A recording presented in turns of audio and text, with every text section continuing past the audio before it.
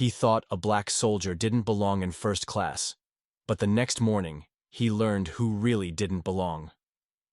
The first-class cabin hummed with quiet luxury, the soft overhead lighting casting a warm glow over the plush seats. Flight attendants moved gracefully, offering champagne to well-dressed passengers who were already settling in for the long-haul flight. Anthony Brooks stepped into the aisle, his presence calm yet commanding. Dressed in civilian clothes, there was no immediate sign of his military rank, but his posture, his measured steps, and the sharp alertness in his eyes revealed more than any uniform could. He slid his duffel bag into the overhead compartment before lowering himself into seat 3A. It was a rare treat to fly first class, a well-earned gift from his commanding officer after years of dedicated service. But not everyone thought he belonged there. A slow, deliberate scoff came from the seat across the aisle. Anthony didn't react immediately, but he could feel the weight of the stare boring into him. Then came the voice, low, dripping with condescension. "Oh, they're letting military guys sit up here now?" Anthony turned his head slightly. The man sneering at him was David Mitchell, a middle-aged white businessman in an expensive tailored suit, gold watch flashing on his wrist. His smirk widened as he leaned back in his seat, clearly expecting some kind of reaction. Anthony didn't give him one. He simply adjusted his seatbelt, exuding the calm, unwavering discipline that had been drilled into him for years. David let out a small chuckle, shaking his head as if the very idea of someone like Anthony sitting next to him was absurd. Other passengers noticed. A woman in the row ahead glanced back, her brows knitting together in discomfort. A young man across the aisle shifted slightly, clearly uneasy. But no one said anything. Anthony had seen it before. The way people would rather avoid confrontation than challenge blatant disrespect. A flight attendant approached, her polished smile faltering slightly when she caught the tension in the air. "Can I offer you something to drink, gentlemen?" Anthony responded politely. "Just water, please." David barely acknowledged her. "Whiskey. Neat." The flight attendant hesitated, her gaze flickering between them before she turned to retrieve their drinks. Anthony could feel David still watching him, waiting for a reaction. When none came, the businessman huffed, shaking his head as he muttered under his breath. "Must have been some diversity program." Anthony finally turned to face him, his gaze steady, unreadable. "Excuse me?" David smirked. "Nothing. Just saying, seats like these used to mean something." Anthony held his stare for a long moment. Then, with a slow, deliberate nod, he turned back to his book, letting the silence stretch. David leaned back, clearly amused, thinking he had won some kind of power game. He had no idea what was coming. By tomorrow morning, everything would change. The flight had barely begun, but the tension in the first-class cabin was thick enough to cut through. David Mitchell sat in his seat, one leg crossed over the other, swirling the amber liquid in his whiskey glass as he stole glances at Anthony. His smirk hadn't left since the moment he saw the soldier settle into 3A. To him, this was wrong. First class was for businessmen, CEOs, people of importance, not for people like Anthony Brooks. He cleared his throat loudly, just enough to draw attention from the nearest passengers. "Unbelievable," he muttered under his breath. Anthony didn't react. David hated that. He turned slightly, adjusting his seat so that he could get the attention of a flight attendant passing by. With a dramatic sigh, he waved her over. "I have a question," he said, loud enough for others to hear. The flight attendant, a young woman with neatly pinned back hair and a professional smile, nodded. "Yes, sir?" David gestured toward Anthony with his glass of whiskey, barely hiding his smirk. "I'm just curious, but when did we start letting military guys sit up here?" Anthony felt the words hit like a slap, but his face remained composed.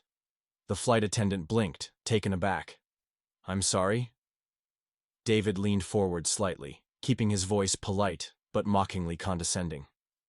I thought first-class seating was reserved for paying customers. Or did I miss some kind of new policy?" A few heads turned. A woman in the row ahead stiffened slightly, glancing back. Another passenger subtly adjusted his posture, clearly aware of the growing tension. Anthony, however, didn't so much as lift his eyes from his book. The flight attendant's smile tightened. "Sir, this seat is reserved for him, just like yours is reserved for you. Can I get you anything else?" David huffed a laugh, shaking his head. Well, maybe he should be moved back to where he belongs. The air froze. The flight attendant's entire demeanor shifted. Passengers exchanged uneasy glances. Someone coughed awkwardly, shifting in their seat. But no one spoke up. No one ever did. Anthony turned the page of his book. David wasn't expecting that. His smirk faltered slightly, confused by the lack of reaction. He had expected a confrontation. He had wanted one. The flight attendant straightened her back. "I'm sorry, sir, but he has every right to be here. If you need anything else, I'll be happy to assist you." David's jaw tightened. He wasn't used to being told no. "No," he snapped. "I'll be fine." The flight attendant nodded sharply before walking away, eager to escape the moment. David drummed his fingers on the armrest, stewing in his own frustration. This wasn't how it was supposed to go. Anthony turned another page, completely unbothered. David felt a burning irritation creeping up his neck. That smugness, that calmness, it infuriated him. He wasn't going to let this go. He glanced down at his ticket, 3B. His smirk returned. "I must have misread my ticket," he said suddenly, standing up. Anthony looked up, watching as David stepped toward him. "This is my seat," David announced, placing a hand firmly on the headrest of Anthony's chair. Anthony didn't move. "That's funny," he said calmly, "because my boarding pass says otherwise." David chuckled, shaking his head like it was all a simple misunderstanding. "I could have sworn I booked 3A. Weird." He reached for the overhead compartment, as if pretending to check something. It was a weak attempt. David wasn't confused. He was testing him. Anthony leaned back slightly, completely at ease. "Why don't you check your ticket again?" he suggested, his voice smooth, measured. David hesitated. For a fraction of a second, his confidence wavered. Anthony wasn't flustered. He wasn't angry. He wasn't rattled. He was waiting. And David didn't know what to do with that. Passengers stole glances, watching the exchange unfold. The flight attendant had noticed too. She was already making her way back, a frown on her face. David sighed dramatically, shaking his head. "Guess I was wrong," he muttered. He turned back toward his own seat, but not before bumping Anthony's arm slightly as he passed. The movement was too intentional to be an accident. Anthony still didn't react, but someone else did. A quiet click, a phone camera lens, barely noticeable, peeking over the seat ahead. Someone had been recording, and David Mitchell? He had no idea. The plane touched down smoothly, rolling across the tarmac as the seatbelt sign flickered off. Passengers stood, stretching, gathering their bags, their time in first class over. David casually adjusted his suit, smirking to himself. He had enjoyed that flight. Putting that cocky soldier in his place? Even better. He grabbed his briefcase from the overhead bin and strode off the plane, completely unbothered, completely unaware. Anthony followed behind at a relaxed pace, showing zero signs of anger or resentment. If anything, he looked at peace. David didn't notice. He had no idea that the real turbulence was about to begin. David stepped into the grand entrance of a 5-star luxury hotel, the lobby bustling with well-dressed guests and businessmen like himself. He handed his credit card to the receptionist with a confident grin. "Penthouse suite," he reminded her, though she already knew. She smiled politely, running his card. David had no clue that at that exact moment, his name was exploding online. Somewhere, in every corner of social media, his face, his smug, sneering face from that flight, was being replayed. Every racist remark, every condescending laugh, every insult he had thrown at Anthony Brooks was now immortalized on video. And the world was furious. The footage hit the internet like wildfire. By midnight, it had already been viewed over 1 million times.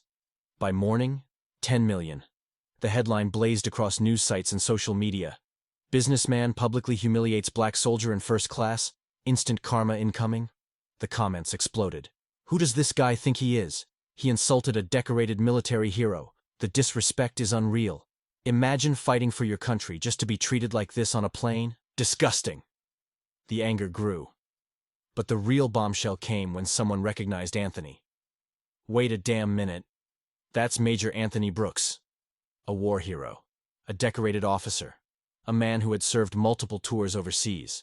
David hadn't just insulted a random passenger. He had publicly disrespected a national hero. And now, everyone knew. The sunlight streamed through the luxury hotel windows as David stretched, feeling refreshed, powerful, untouchable. He reached for his phone. One missed call, then another, then 52. Frowning, he swiped to unlock the screen. His email was flooded. His notifications wouldn't stop pinging. His company's name was trending. His own face was trending. Confused, he clicked on the first headline. His stomach dropped. He scrolled. The video played automatically. His voice, his own voice, loud and crystal clear. Oh, they're letting military guys sit up here now? Maybe he should be moved back to where he belongs. The words hit differently when you heard them played back in front of millions. David felt cold sweat break across his forehead. No, no, no. He clicked on Twitter. The top comment had 500,000 likes. Dear @David Mitchell Corp. Is this the man representing your company? Asking for America. Another one. Do you know who he insulted? Anthony Brooks isn't just a soldier. He's a damn war hero. David's breathing picked up. He scrolled frantically, searching for something, anything, some way to fix this. Then, a breaking news alert flashed across his screen. David froze. Because this was only the beginning. David walked into the towering glass office building, his designer suit pressed to perfection, and his shoulders squared with the arrogance of a man untouched by consequence. The chaotic storm brewing online was just noise, temporary, meaningless. People loved a scandal, but they had short memories. By next week, something new would steal the spotlight, and his life would return to normal. He stepped into the elevator, tapping the button for the executive floor. His reflection in the mirrored walls showed a man who still believed in his untouchable status. He took a slow, deep breath, steadying his nerves. Nothing could derail his career.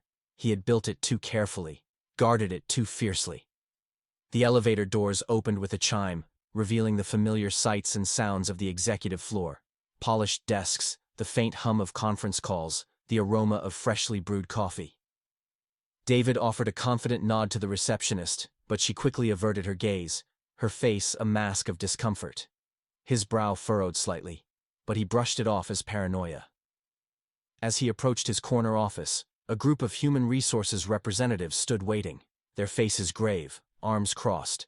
The casual confidence David wore like armor began to crack. David, one of them greeted, tone clipped and professional. We need you to come with us. David tried to muster a chuckle, but it came out hollow. Is this about that video? Look, it's been blown out of proportion. People are too sensitive these days. Inside, now. The command was sharp, leaving no room for rebuttal. The door to the glass-walled conference room clicked shut behind him, sealing his fate. And there, seated at the head of the table, was Nathaniel Carter, the company's CEO. A black man whose success David had privately resented. Nathaniel was not just a figurehead, he was a force, a self-made leader with connections that stretched across industries. And worse for David, he knew Anthony Brooks personally. David hesitated, his pulse quickening. The walls of the conference room seemed to close in, the glass panels reflecting his growing anxiety. Nathaniel's eyes were locked onto him, fiery with restrained fury. Sit down, Nathaniel instructed, his voice low but powerful. David sank into the chair, his hands clenching the armrests as if holding on to the remnants of his control. Nathaniel leaned forward, his hands clasped, the taut lines of his face signaling the depths of his disgust. Do you know why you're here? Nathaniel asked, his tone a razor's edge. David swallowed hard, a bead of sweat trickling down his temple. Look, Nathaniel. Mr. Carter, Nathaniel corrected, his voice cold as steel. David's throat went dry. Mr. Carter, I can explain. It was a misunderstanding. Things got blown out of proportion. Nathaniel's jaw tightened. He reached for his phone, tapping the screen, and the now infamous video began to play. David's own voice, dripping with contempt, filled the silence. Oh, they're letting military guys sit up here now? Maybe he should be moved back to where he belongs. The room was silent except for the recording, each word digging David's grave deeper. Nathaniel paused the video, his gaze never wavering. You publicly humiliated a decorated soldier, a man who has served this country with honor, while you belittled him for daring to sit next to you. That's not a misunderstanding, David, that's racism. David's lips parted, desperate to form some defense, some excuse that could shield him from the consequences barreling toward him. Nathaniel, Mr. Carter, I've been with this company for over 20 years. You know me. Nathaniel's eyes narrowed. Clearly, I didn't know you at all. Silence hung heavy in the room, suffocating. Nathaniel's next words were deliberate, each syllable a final nail in the coffin of David's career. We don't tolerate racism here. You're done. Effective immediately. David's world collapsed inward. The floor beneath him might as well have given way, swallowing him into the abyss of his own making. You can't just fire me. I just did. Nathaniel's voice was unwavering. Security will escort you out. The door swung open as if on cue, 2 security guards stepping inside. Their presence punctuated the end of David's era, the collapse of his unchallenged reign. He rose shakily, his legs threatening to buckle under the weight of his newfound reality. As he was escorted out, every eye in the office followed him, some wide with shock, others tight-lipped with satisfaction. The elevator ride down was a descent into irrelevance. His phone buzzed incessantly, each notification a reminder of his public downfall. Emails from clients cutting ties, notifications of social media backlash, and countless missed calls from numbers he didn't recognize but knew meant trouble. Stepping out into the lobby, the blinding flash of cameras greeted him. Reporters clustered at the entrance, microphones extended like spears. Mr. Mitchell, do you have any response to the allegations? Did you know who Major Brooks was? Are you planning to apologize? He pushed through the crowd, each question piercing his crumbling facade. The car waiting for him felt less like an escape and more like a cell. As the driver pulled away, David sank into the leather seat, the reality of his obliterated career crushing down on him. Anthony Brooks never had to raise his voice, never had to lift a finger. The truth was the weapon that had slashed through David's life, leaving him exposed and defeated. The world now knew exactly who David Mitchell was, and they would never forget. David scrolled through his phone, his fingers trembling. The headlines were everywhere. Every major news outlet had picked up the story, and his face, the same smug expression he had worn on that flight, was now plastered across every screen in America. His name was trending, but not in the way he had ever wanted. The internet had turned him into a living meme. Clips from the flight had been edited and remixed, his sneering comments looped over and over, contrasted with images of Anthony Brooks, his quiet dignity making David look even more pathetic. People were laughing, mocking him. But worse than the jokes was the outrage. His email inbox was a war zone. You're a disgrace. Hope you never work again. This is who represents corporate America? His public apology, something his PR team had forced him to post, was getting torn apart. I deeply regret my actions and the misunderstanding that took place on my recent flight. Misunderstanding? The internet had ripped that apart instantly. Misunderstanding? You opened your mouth, buddy. It wasn't a mistake. It was who you are. You regret getting caught, not what you did. No one believed him, no one forgave him, and no one ever would. David tried calling old friends, old clients. No one answered. He sent out emails, desperate to find a new company that would take him. Every response was the same. We appreciate your interest, but at this time, we're going in a different direction. That was corporate speak for, we don't want to be associated with you. He refreshed his LinkedIn profile. His job title had been removed from the company website. His past connections had blocked him. David Mitchell, Senior Vice President, didn't exist anymore. Meanwhile, Anthony Brooks was receiving the recognition he never asked for. The military released a statement praising his composure, dignity, and ability to de-escalate a situation without aggression. News stations ran segments about his service history, how he had risked his life overseas, how he had dedicated years to protecting the very freedoms that people like David took for granted. Politicians tweeted about him. Celebrities sent messages of support. Veterans across the country stood up for him, calling him a role model for how a soldier should carry himself. And Anthony? Anthony stayed silent. He didn't go on talk shows. He didn't give dramatic interviews. He simply continued living his life, letting the truth speak for itself. But when reporters finally caught him outside a military base, asking if he had anything to say about David Mitchell's downfall, he paused for a moment before answering. "I don't care about him. I just hope people learn from it." And that was the difference. David was fighting to salvage his reputation. Anthony? He had already won. David sat alone in his dimly lit apartment, his once luxurious life slipping through his fingers. The world had moved on, and he was left with nothing. David scrolled through his phone, his fingers trembling. The headlines were everywhere. Every major news outlet had picked up the story, and his face, the same smug expression he had worn on that flight, was now plastered across every screen in America. His name was trending, but not in the way he had ever wanted. The internet had turned him into a living meme. Clips from the flight had been edited and remixed. His sneering comments looped over and over, contrasted with images of Anthony Brooks, his quiet dignity making David look even more pathetic. People were laughing, mocking him, but worse than the jokes was the outrage.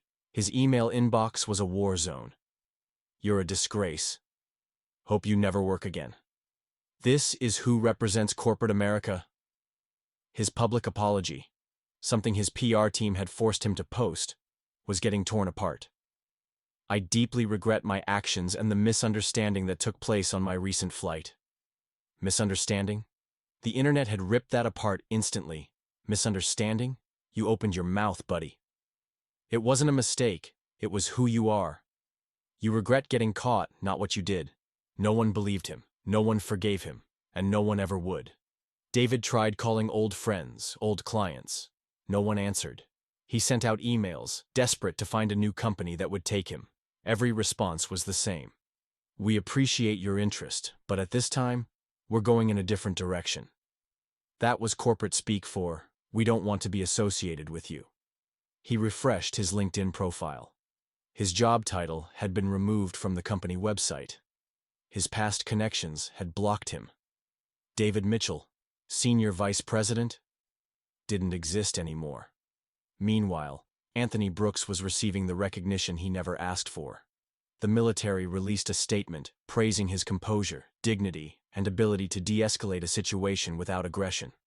News stations ran segments about his service history, how he had risked his life overseas, how he had dedicated years to protecting the very freedoms that people like David took for granted.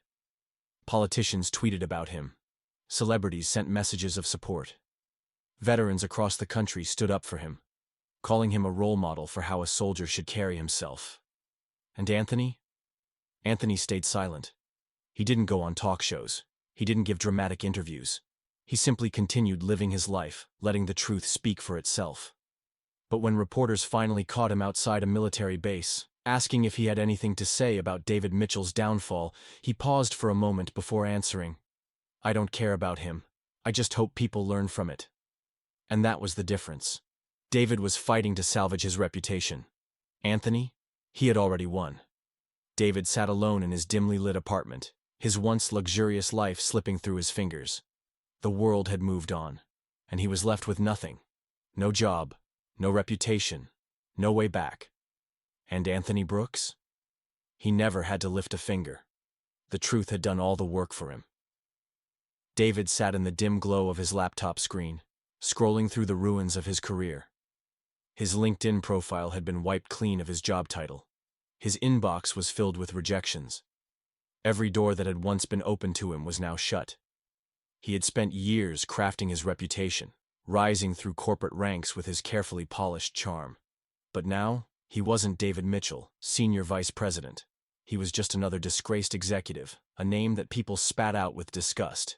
He had tried everything. He had begged old colleagues for help. They had either ignored him or sent polite, dismissive responses. He had reached out to recruiters, but no company wanted to touch him. His name was poison. He had even tried another public apology, a video, this time. Sitting stiffly in his living room, eyes rehearsed with forced regret, he had mumbled something about learning from his mistakes. It only made things worse. Look at this clown. He's not sorry. He's sorry he got caught. This isn't an apology. It's a job application. Nope. Not buying it. Hope he enjoys unemployment. The comments were ruthless. And deep down, David knew they were right. This wasn't about learning. It was about survival. And he was failing. He slammed his laptop shut, his pulse pounding. He had never imagined one moment of arrogance could cost him everything. And yet, here he was. Meanwhile, Anthony Brooks was thriving. The man who had sat quietly in first class, refusing to engage, refusing to react, refusing to play into David's hands. He was now a symbol of strength and dignity. The military had honored him publicly, praising his calm under pressure. News anchors described him as a real leader, a man who showed the true meaning of respect. Celebrities sent messages of support. Veterans called him a role model. And yet, Anthony had done nothing except exist in that moment, let the world see what had happened, and walk away.